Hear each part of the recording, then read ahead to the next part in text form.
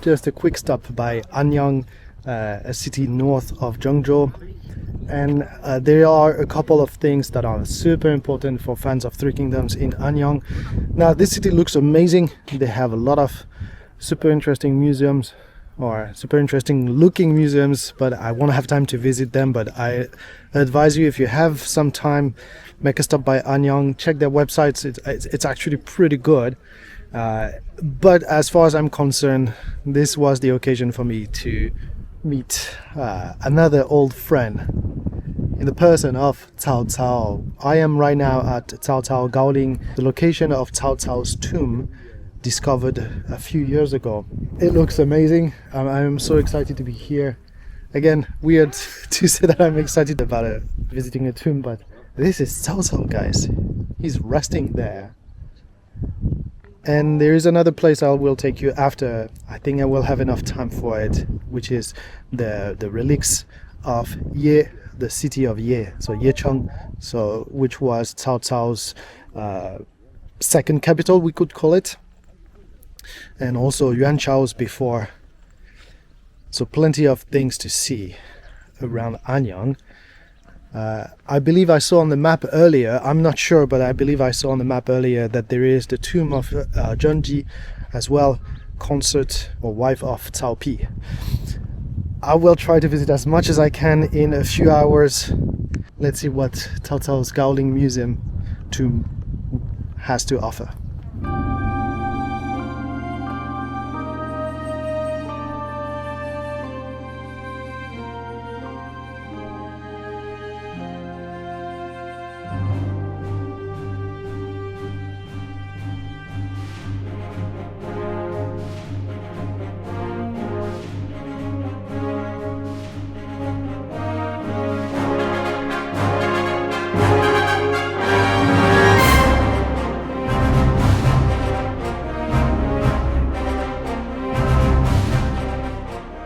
This is remarkable. Like, I had never seen those until this trip, but that's the second time I see those instruments that are basically how they would mount the tents of command and probably other officers' tents in the army camp. So it would look something like this. It feels so modern, but actually they used this about 1,800 years ago and probably before that. I didn't even know how they prepared all those tents. And here we have an example of a Dao sword, the very kind that my character uses. And here a Ji dagger axe. That weapon is pretty unique to China. Right, that's what they would look like fully formed. And you can see that's a pretty wicked pole arm. Alright, I'm calling it. This museum is amazing. Such a fantastic collection of items and explanations about Cao Cao. Everything is in Chinese, or most of it is in Chinese. So it can be a little hard to track. But seriously, I don't think I've ever seen so many Three Kingdoms artifacts in one place. All of them with a pretty interactive beats. You know, you have some hallways that are made to look like battlefields. You have a video over there that shows all the trips Cao Cao did in his life, and you realize how much this guy traveled. Remarkable, seriously. Just for a bit of context, it is said that of all the sites of the Three Kingdoms, of all the historical sites of the Three Kingdoms, the ones related to Cao Wei are the ones that suffered the most throughout history. There are very little left from Cao Wei, especially compared to Shuhan. Like, there are so many tombs and temples and, you know, battlegrounds that still exist from southwest China. I'm pretty sure there are a bunch too from Dongwu, though I haven't visited them yet. But Cao Wei, very few remain. Many of them have been destroyed throughout history.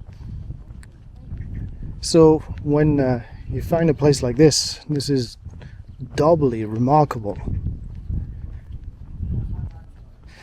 So if you have the chance to come to Anyang, by the way, it's getting pretty close to Beijing, right? So it's not next door, but I am almost in Hebei right now. I'm at the northern limit of Henan, which puts me very close to Hebei and thus to Beijing. So I think it might be a bit of a trip, but it can definitely be done in one day. If you are in Beijing, you can come to Anyang, take a car to this Cao Cao Gaoling, or a bus. I know there's a bus that comes straight to it, and enjoy a bit of Three Kingdoms nostalgia around here. Now I'll continue this actual nostalgia trip with a short passage by Yecheng, so the capital of Ye, where Cao Cao basically built very famous monuments, one of them being a Tongquetai, so a terrace or a tower, and that still exists more. I don't know what it looks like right now, but there's still a place called Tongquetai. So let's see what it's like.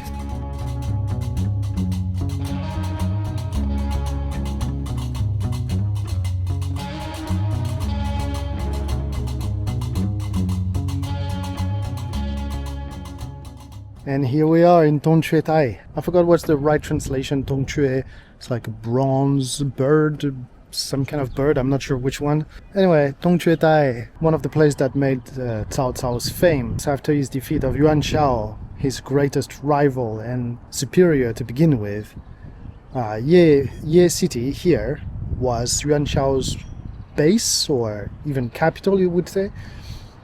Then later on, Cao Cao conquered this place. He had this terrace built mostly for reciting poetry. I believe this is a place that is also quite often associated with Cai Wenji and the poetry in general. All those Jiang'an late poets would come to Tongquetai to write and recite poetry. So it is a very important place for Chinese literature, as well as the Three Kingdoms in general. Here we have a hall for the 7 poets of Jiang'an, plus a woman whom I believe would be Cai Wenji.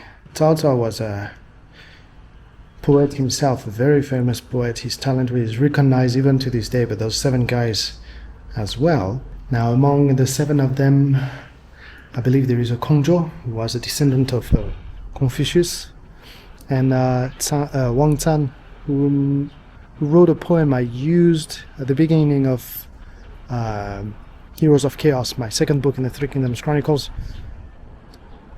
I don't remember exactly the 5 others. I think I knew their names, but I forgot. I'm a bit out of my depth here. But yeah, just to show that poetry was very, very important to Cao Cao, and to his sons as well. Even more than Cao Cao, Cao Zhi, his second son, his third son, was famous for his poetry. One of his poems, the one that saved his life, the poem of 7 Steps, is still considered one of the greatest poems of Chinese literature.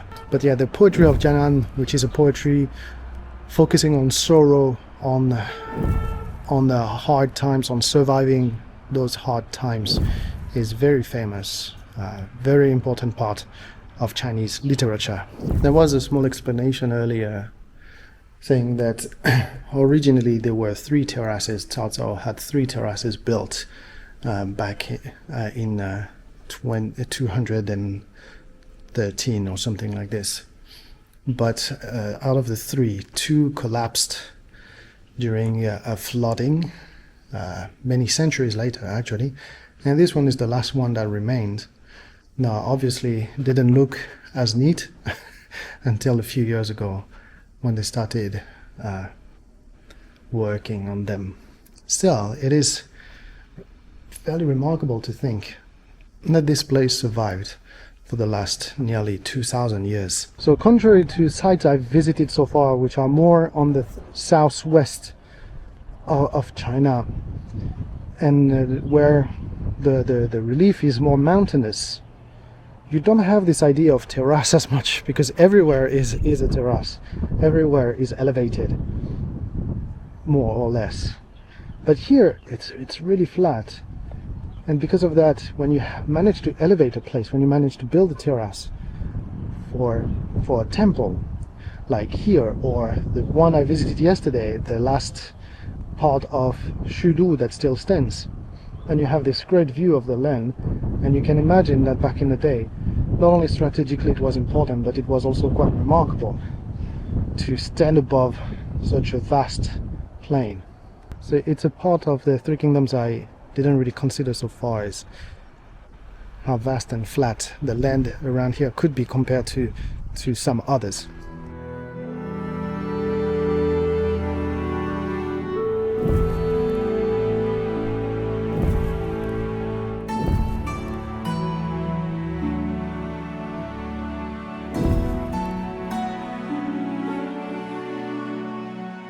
I don't know if you can hear me with all this wind, but I am now at the location of the palace of Yecheng, Ye City. So this would be where Cao Cao and later on Cao Pi reigned from until they changed the palace back, the capital back to Luoyang.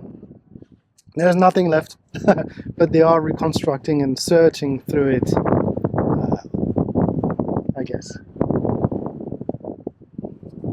Again, it's a bit of nostalgia, just thinking that they used to live here and rule from here. Pretty amazing to think about it. So it was a very brief passage by Anyang.